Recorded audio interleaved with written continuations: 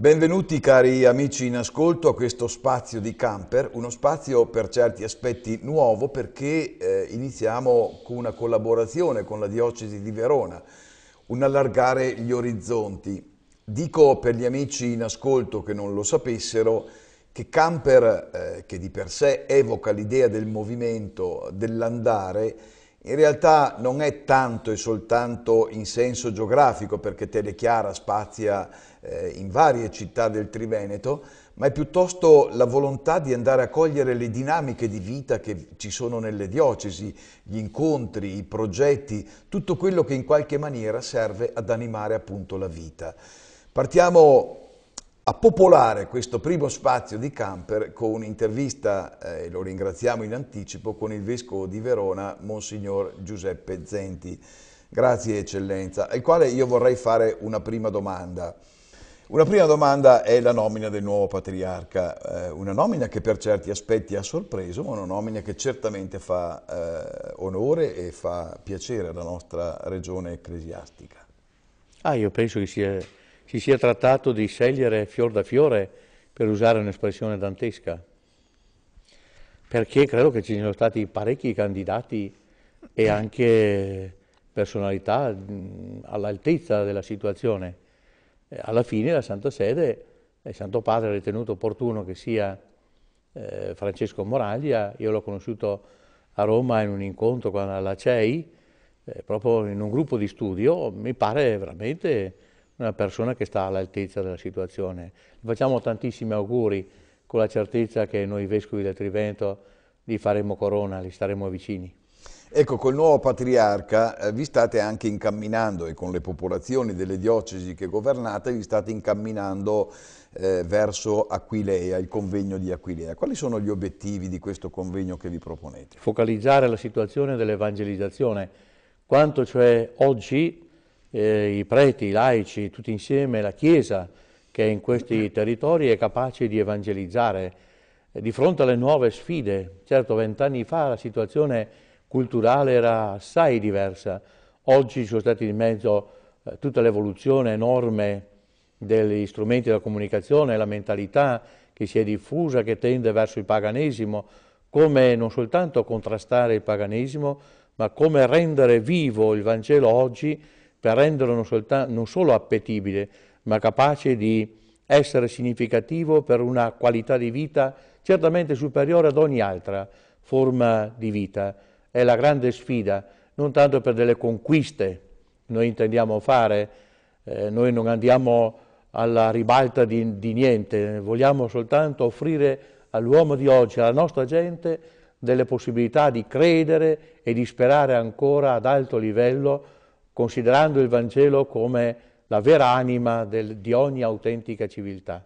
Vescovo Giuseppe, guardando un po' la situazione ecclesiologica ma anche sociologica, quali come vescovi vi sentite dire che siano luci ed ombre di questa situazione della nostra terra? La nostra terra è il neopaganesimo che ci impressiona, cioè un ritorno ad una sfera che non è effettivamente naturale nel nostro territorio veneto. E però l'incidenza che hanno avuto i media, che ha avuto il consumismo, ha eroso, voglia o non voglia, l'animo di tante persone, forse ha stemperato anche il desiderio, la voglia di trasmettere l'autenticità di una fede. In qualche modo anche i nostri cristiani, molti dei nostri cristiani, che pure hanno attinto dai loro padri, dalle loro famiglie, valori cristiani, il grande patrimonio cristiano, forse dico non si sono più sentiti impegnati nella trasmissione di fronte alle reali difficoltà che la cultura dominante, semi-ateizzante, insomma pagana, ha profondamente inciso e ha cercato di fermare, di frenare. Venendo un po' alla realtà veronese, proprio nei giorni scorsi lei ha concluso il processo diocesano per l'avviamento alla causa verso gli altari di un prete veronese, Monsignor Luigi Bosio. E io, sentendola più volte, lei ha fatto capire che la santità non solo è ancora presente, non solo è ancora attuale, ma anche è possibile, e soprattutto che forse è l'unica via della Chiesa alla fine. Per preti e anche per laici. Teniamo presente che sono avviate cause di beatificazione anche in alcuni laici, ma visto che mi hai chiesto qualche cosa di questo prete eccezionale, Monsignor Luigi Bosio, ma potremmo dire altrettanto anche di Monsignor Antonini Bernardo, di cui ha avviato pure il processo diocesano, morto 10 anni fa in Russia, il grande profeta, il grande prete della Russia. E direi che un uomo come Bosio ci dice molto.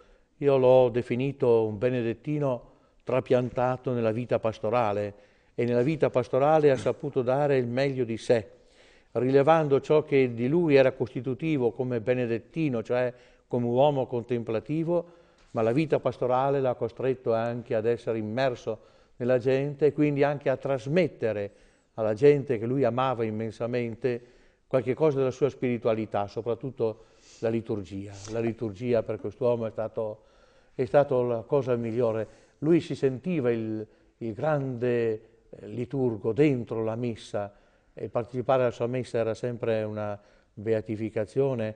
Un uomo che comunque ha fatto della sua vita una messa, vorrei dire il momento conclusivo della sua vita, quando ormai non era più capace di fare nulla, era del tutto non autonomo. Eppure quando l'ho incontrato l'ultima volta prima che andasse all'ospedale, mi ricordo come fosse ieri, che cos'è che mi ha detto, perché lui andava per frasi, per aforismi, frasi molto concise, come diceva: è crocifiggente non riuscire più a fare niente. Lui che era un uomo della contemplazione ma anche era attivo. E poi guardando il crocifisso con il seno alla mano facendo così, ma come beatificante, concluse, lasciar fare tutto a lui.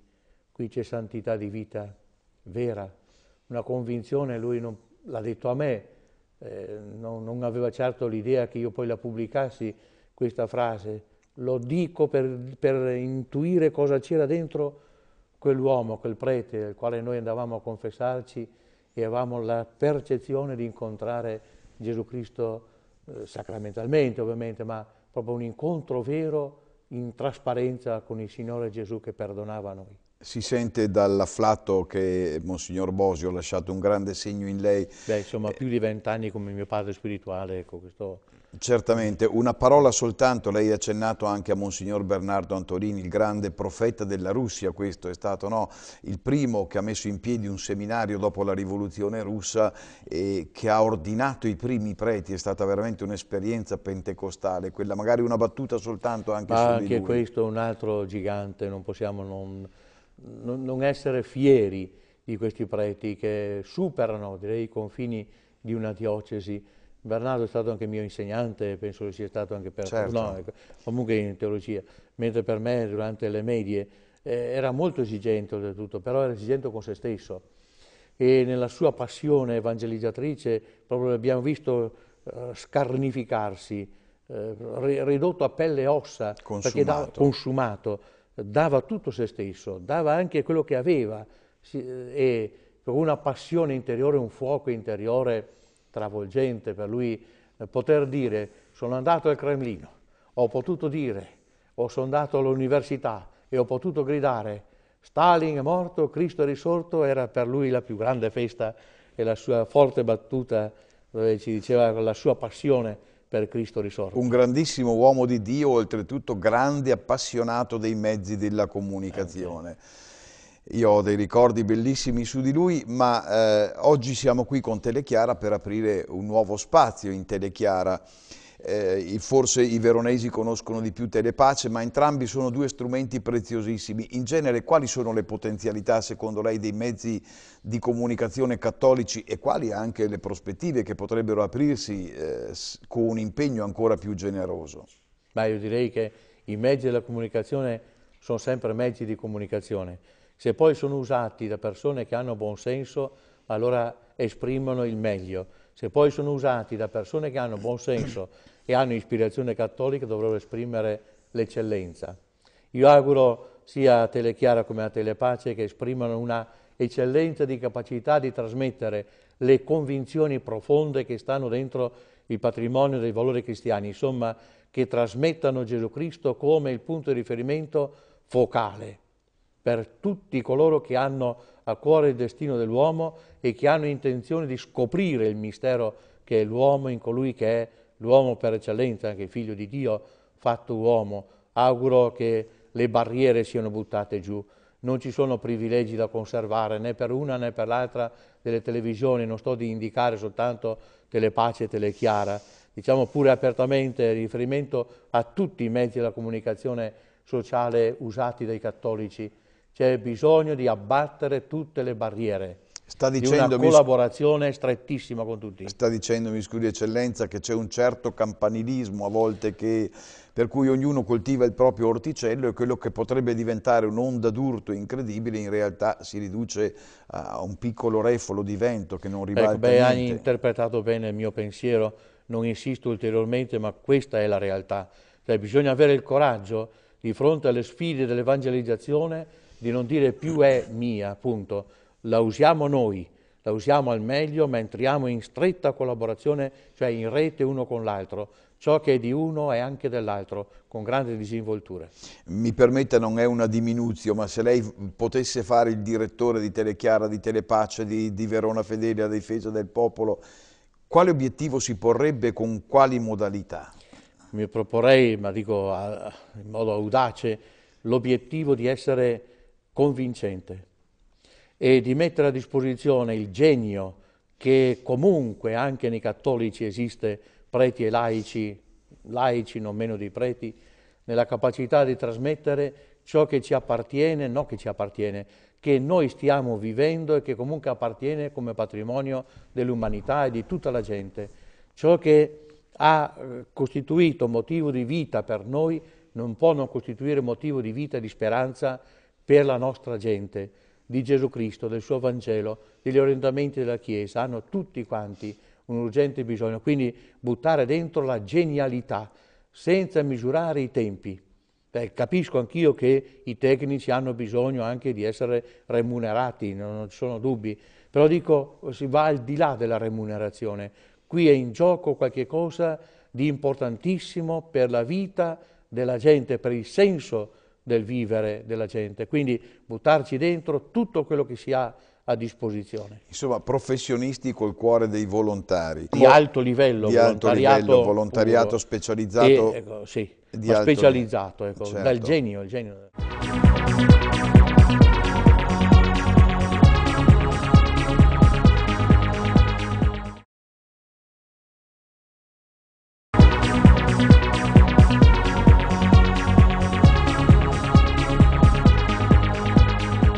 Alcune battute finali sullo scenario politico. Come vede attualmente lei lo scenario politico? Ma io spero che un po' alla volta lo scenario politico e anche quello socio-civile modifichi la sua direzione. Insomma, non si può andare avanti con una direzione che è verso l'individualismo egoista. Se non cambia la cultura dell'individualismo egoista, andiamo al precipizio, inevitabilmente. Occorre una svolta che sia molto di più vivo, dove sia più vivo il senso del sociale, delle responsabilità, anzi delle corresponsabilità nei confronti del sociale attraverso l'amministrazione, la politica in genere, ma che anche la gente comune sia attenta allo svolgimento del vivere di tutti i giorni, cioè responsabile della vita. In questi momenti di grave difficoltà non è possibile che la società abbandoni a se stessi alla deriva tante situazioni che sono disastrate, che portano alla disperazione molte persone. E qui occorre uno scatto d'orgoglio che è tipico di noi veneti per saper dire nessuno è abbandonato in questo momento. Eccellenza, cosa sta pensando? Sto pensando a tante famiglie che sono fin troppo abbandonate e mentre hanno bisogno da parte di tutti, compresi coloro che hanno ancora ricchezze, e anche qui nel Veneto una buona quantità, una buona porzione di ricchezze ne hanno e non si rendono conto che altri non li hanno e che non si rendono nemmeno conto che hanno dei doveri sociali nei confronti di queste persone, dico così in generale, oggi occorre uno scatto di solidarietà che dia la testimonianza concreta di quanto i veneti hanno ancora sensibilità sociale. Dal punto di vista poi politico è un'altra questione. Sta pensando quindi anche a quelle aziende in difficoltà che potrebbero risollevarsi non tanto per un intervento dello Stato, ma magari anche solo per l'intervento e l'aiuto di qualcuno abbiente che potrebbe intervenire. Esattamente. Per queste piccole aziende, in genere comunque anche la conduzione familiare o altre situazioni di famiglie che sono ormai sul lastrico, quelle che chiamiamo il sociale forte. Il sociale forte è sociale forte perché ha potuto godere di una condizione di vita che è tipica del nostro Veneto. Ora non può adesso, nel momento in cui altri hanno bisogno, sentirsi forti e restare forti da soli. Hanno il dovere sacrosanto, dico io, poi ognuno la pensi come vuole, di intervenire in sostegno di queste situazioni un po' fragili, perché a volte basta un piccolo colpo al volano che si risolve la situazione. Lasciandolo così uno poi si ritrova invece in difficoltà. Tornando un'ultima battuta sulla politica, da molte parti si auspica un confluire dei cattolici dentro, se non proprio un partito, comunque dentro a nuove realtà, un'area valoriale, per riprendere un po' in mano il timone dopo anche tante proposte politiche non all'altezza di una società civile intesa in senso nobile. Ma io credo che il problema esista, e io non sarò certo io a dare la soluzione a queste problematiche, dico soltanto il mio pensiero. Sono convinto che un'area dove parecchi cattolici potrebbero confluire sia quanto mai utile, perché soltanto quando c'è una realtà di cattolici abbastanza consistente è possibile al cattolico essere influente. Nelle altre aree è più difficile. Io non dico che siano da sprovvedere, che i cattolici facciano corpo unico, no, sarebbe credo un fatto da non auspicare. Che i cattolici siano presenti dappertutto siamo d'accordo, ma che i cattolici possano dire anche una parola più sicura e siano cattolici senza paura. Non perché si lasciano condizionare dai laici, cosiddetti laici, che poi sono laicisti, che in valori che sono insindacabili, che non sono negoziabili, come si suol dire. Cioè di fronte ai valori non negoziabili, il cattolico nell'area di destra, nell'area di sinistra o nell'area di centro non può cedere assolutamente. Per quanto riguarda la mediazione poi è un'altra questione. E il cattolico deve avere anche qui il genio dell'essere capaci di mediazione. Comunque avere una concentrazione, ecco, di forze cattoliche, io credo che potrebbe essere utile. Io capisco che c'è la questione del bipolarismo o meno, ma l'italiano, in particolare il Veneto, non è fatto per le contrapposizioni. Un'area di centro starebbe quanto mai bene, secondo me, perché equilibrerebbe anche nel passaggio tra un governo e l'altro, un'amministrazione e l'altra, quelle realtà che sono valori, che non vanno mai seppelliti perché per una elezione si cambia di campo. Cioè una realtà di fondo che fa anche da congiunzione a eventuali alternative di governo, quindi di amministrazione. in qualche maniera un'anima che fa da collante. Occorre, secondo me, perché è mediazione ed è quello stadio tipico dell'essere nostro che è l'equilibrio. Ecco, la capacità di equilibrare le posizioni ed evitare i salti abissali tra un... In una importante intervista che lei ha fatto recentemente ha parlato anche della possibilità di dialogare con un leghismo più moderato, più tollerante, più... Ma io non lo chiamerei neanche leghismo, perché in quanto leghismo evidentemente c'è il ismo e quindi è la sua alterazione. Ma direi che con le persone della Lega, parlo nel nostro caso, anche qui a Verona, io non esito a dire che è possibile il dialogo, l'interlocuzione, lo ripeto, perché questa è la mia esperienza, pur sapendo che io posso con molta libertà dire anche a loro quello che io ritengo opportuno di dire. E c'è un dialogo, un confronto, non siamo mai arrivati allo scontro, perché quelli che appartengono, diciamo pure, all'area della Lega non sono leghisti.